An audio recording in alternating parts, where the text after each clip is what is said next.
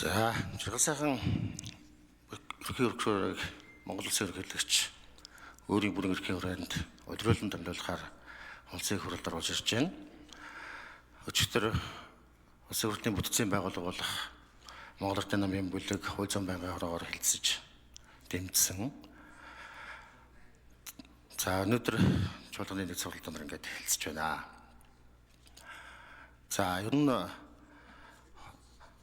Монгол Улсын ерөнхий прокурорын хувьд бол хариуцсан ажлаа өнгөрсөн 6 жил хэрхэн гүйцэтгэсэн, ажлынхаа үр дүн, ажлын туршлага, за мөн төрийн ажлынх нь гүйцэтгэл, хувийнхын оюун нурууг харгалзан үзээд Монгол Улсын ерөнхийлөгч удирдуулан томилхон зүйтэй гэж үзэж энэхүү саналыг оруулж ирж байгаа.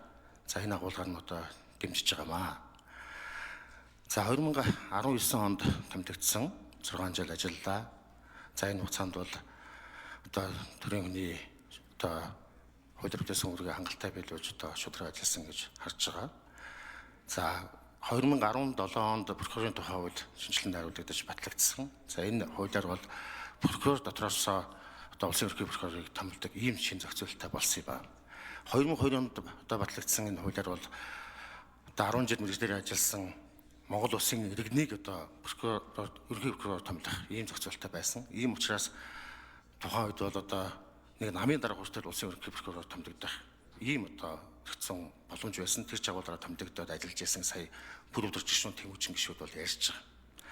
Ингээд мэргэжлийн хүн буюу прокурор хүн улсын ерөнхий прокурор түүний оролцоо томилогдох ийм боломжтой болоод анх томилогдсон хүн бол жаргал сайхан ерөнхий прокурор. За, ингээд улиран томилогдох гэж байна. За, энэ бол ингээд мэргэжлийн хүн өөрөө тухайн байгууллага удирдах ажиллах ийм боломж өртсөн. За, 2019 онд ажлаа үдэж авснаас хойш бол бас амаргүй цаг үе тулж бас олон ажлуудыг хийж хэрэгжүүлсэн. Энэ ажиллах хугацаанд бас дунд нь бас энэ прокурорын хуульд өөрчлөлт оролдох хүртэл гарч ирсэн. Намайг хууль зүйн байнгын орон ажиллаж байхад энэ прокурор гэдэг үгийг нь Монгол Улсын иргэн болгохыг солих гэсэн юм оролдог хууль зүйн байнгын орон дээр хууль дагуулад хуучин энэ тогтолцоогоор санагалзаж улс төрчийг томлох юм оролдлогыг бас хийж дагалдуулж орж ирж ирсэн. За, энэ хуулийг бол тухайн үед хууль зүйн байнгын орон дээр унгааж ирсэн санагдаж байна. За, ингээд олон улс төрийн олон хүчин зүйлүүдийг бас давж ажиллаад ингээд улиран томилогдох хорон дээр орж ирж байна. За, ингээд жаргал сайхан прокурорын хувьд бол ажлын туршлага, өөрийн зарчим, өөрийн хувийнхаа оюун нуруугаар авал мэдээж энэ байгууллагыг хангалттай ингээд болоод явж байгаа. Цаашид 6 жил ажиллахдаа бас олон зүйл дээр бас мандалаа ажиллах шаардлага байгаа. Би энэ дээр бас 2-3 зүйлийг хэлье гэж бодож байгаа юм. За, энд ер нь бидний эрүүг хэрэгцээний 2 зүйл байгаа. Энэ зөрчил, энэ гэмт хэрэг хоёрынхаа нэг зааг ялгаа бол нэлээд бүдэрчээд байгаа. Энийг ер нь нэг тодорхой болох шаардлагатай байна. Зөрчилчин өөрөө бас яг энэ гэмтэргийн шинжийг агуулсан юм зөрчлүүд бас байгаа даа. За, энийг их тодорхой болохгүй бол энэ холилдоод яваад байгааг нэг илүү их тодорхой болох шаардлага байгаа. Энэ дээр бол манай прокурорын байгууллага их тодорхой ажилламаар байна. Зөрчилчин өөрөө явсаар байгаад өөрөө гэмтэргийн гэмтэрэг болохын том шалтгаан болдог. Зөрчил давтагдаад яваад байдаг гэмтэрэг үндэс болдог. Энийг тодорхой болох шаардлага байна гэдэг бас танд бас хэлэх гэсэн юм. За, энийг бол үл томсорч болох зүйл шүү. Энэ дээр бас акцгараа гэж бодлож байна. За, эрүүгийн болон зөрчлийн хууль тогтоомжийн хэрэгжилтийг хангахаас гадна үүний гэмтэрэг гарч байгаа шалтгаан нөхцөлийг судлах энэ ажил дээр бас манай олон гишүүд. За, нэмэлт 1 минут өгье. Энэ гэмтэргийн шалтгаан нөхцөл судлах энэ ажил дээр бол мэдээж хүрээлэн байгаа. Энэ чиглэлээр бол тодорхой улсын төсөв их хурлаас бас анхаарад олон чиглэлээр бол ахиц гаргаж энэ ажлаа бас өндөр түвшинд гаргах шаардлага байгаа. Энэ дээр бол олон чиглэлээр хамтран ажиллах шаардлага байгаа. За, шинэ төрлийн гэмтэргүүд буюу энэ цахим луур, за энэ хар тамхитай холбоотой нас бодлоо, хүний наймаа гэдэг энэ чиглэлээр бол онцгойлон анхаарах зайлшгүй шаардлага байна. Энэ чиглэлээр бас манай прокурорын байгууллага онцгойлон анхаарах шаардлага байна.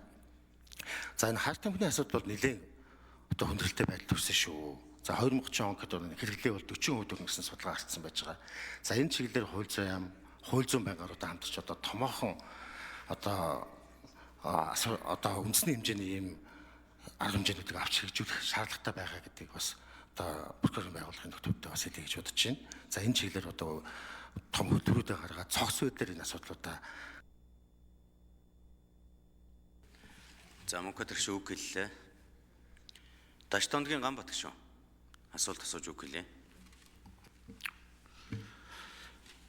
За ер нь амаргүй байгаа өшөөч амаргүй болох бах. Амаргүй гээл тэгсээр бол амаргүй болгож байна л та. Энэ ард түмний амьдралыг хамгийн амаргүй байгаа нь бол Монголын ард түмний ачаан дээр л нуруунд дээр байгаа. Тэгээ энэ улсын төсөв нэмэгдсэн аж ахуй нэгжүүд үе таалга хааж байгаа энэ авилга хороо сүндэрлж байгаа энэ нөхцөл байдалтай ингээд харахад таны ажил маш хүнд хэцүү байх болно. Танаас одоо хүлээлт бол маш их байгаа. Энийг одоо прокурорын байгууллага амьдрал дээр бол харуулах байхаа гэж найдаж байна. За уул нь бол Монгол ардын нам ялсан юм байна. Ер нь ард иргэдийн хамгийн дургуутсаад байгаа юм бол эн чин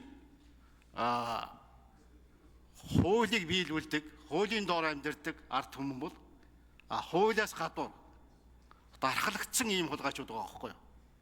Энд л ард түмэн баян ядуу байгаагаас илүү энд их дургуутсаад байгаа.